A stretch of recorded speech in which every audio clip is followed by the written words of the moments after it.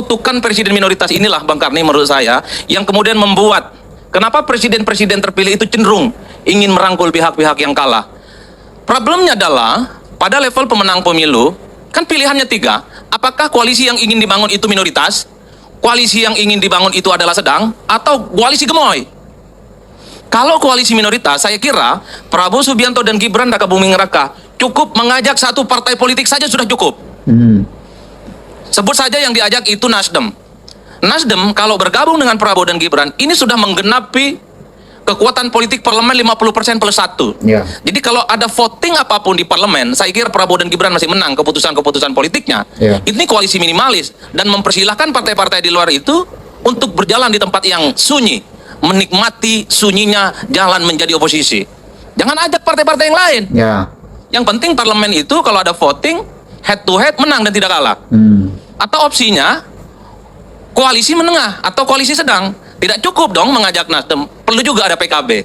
Kalau ada PKB, maka kekuatan politik Prabowo dan Gibran 73%. Ya. Merem saja keputusan politik apapun di 5 tahun yang akan datang, nggak mungkin ada resistensi, nggak mungkin ada perlawanan.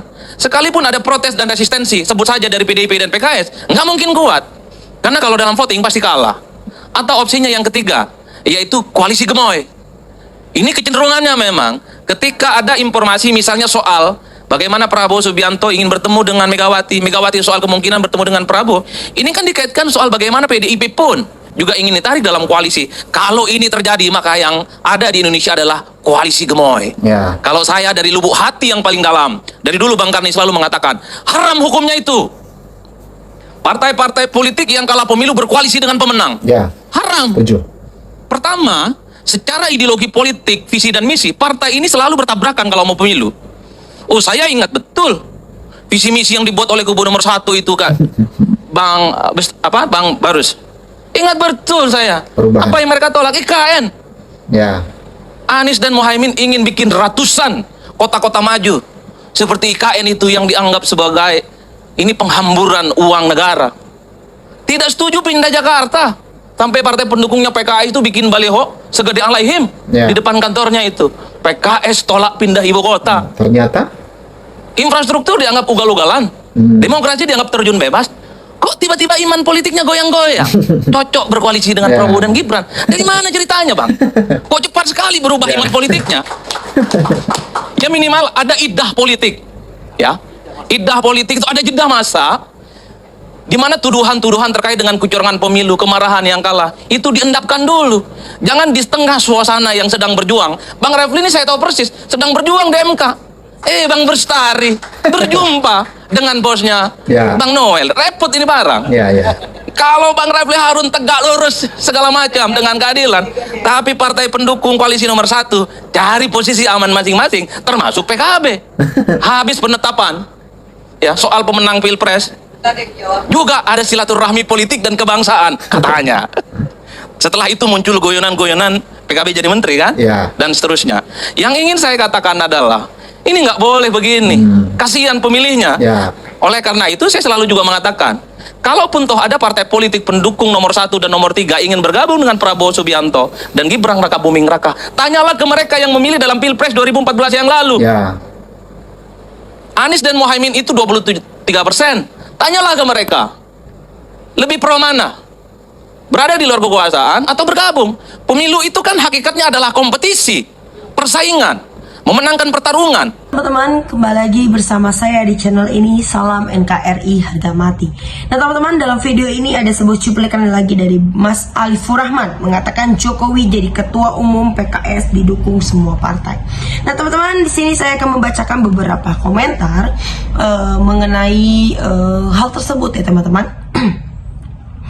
Jokowi masuk partai manapun maka bisa jadi partai yang menerima Jokowi akan nyungsep tenggelam di 2029.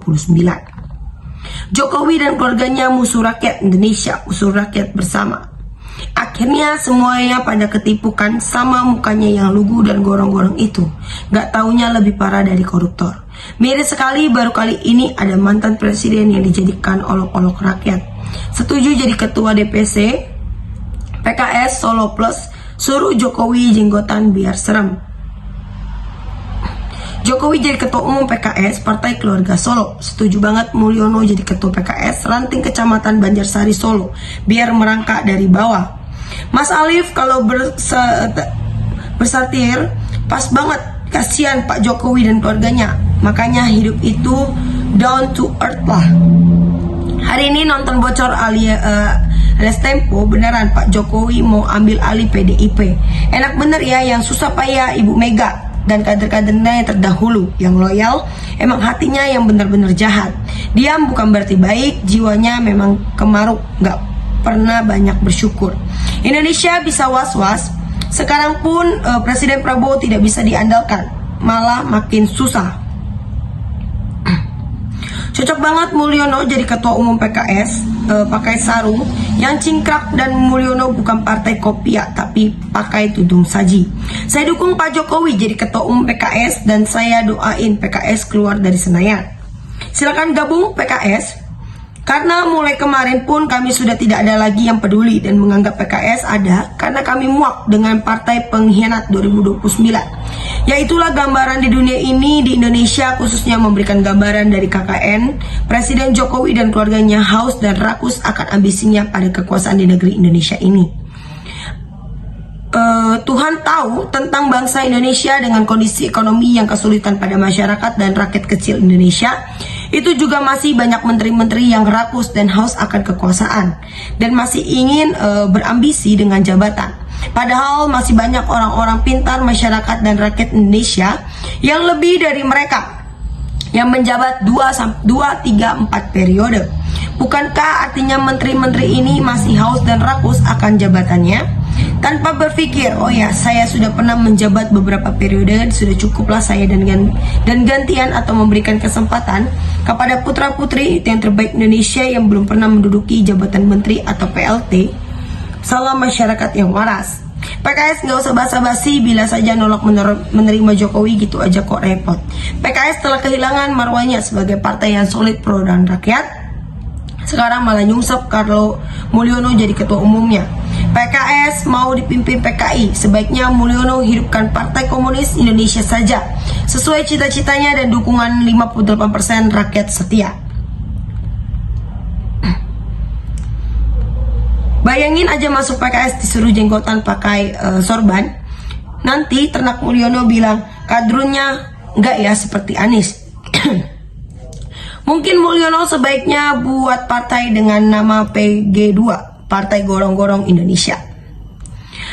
Jabatan terendah atau paling bawah ya ketua umum subranting, itu yang paling cocok untuk Jokowi, atau jadi partisipan. Kalau ada kampanye datang kemana-mana, datang membawa bendera partai. Hebat Mas Alif, terus semangat tentang menganalisa. Yang barang busuk lagi diobral seperti Jokowi dipecat dari PDIP mau cari perlindungan partai yang mau terima. PKS siap terima Jokowi sebagai ketua ranting. Jadi ketua umum PKS adalah bentuk perlawanan ampuh Jokowi kepada PDIP setelah memecatnya dengan catatan dosa-dosa yang berderet. Sedih yang ngelihatnya partai paling menengah aja sudah terang-terangan nolak, tapi nggak apa-apa. Saya happy banget, tapi kalau masuk jadi ketua umum PKS, saya setuju pakai banget 1 triliun persen. Jangan cuma Jokowi aja, angkut sekalian sekeluarganya.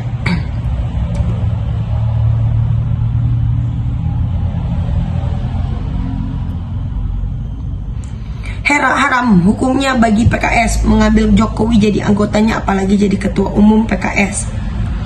Ikut Mas Alif 1000% Jokowi jadi ketua umum PKS. Selanjutnya aku sangat dukung kalau si Jokowi jadi ketua umum PKS, 1000% aku dukung. Selamat buat PKS, semoga tereliminasi.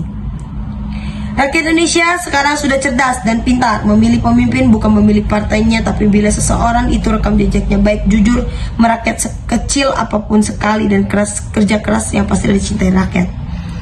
Nah, teman-teman, terima kasih.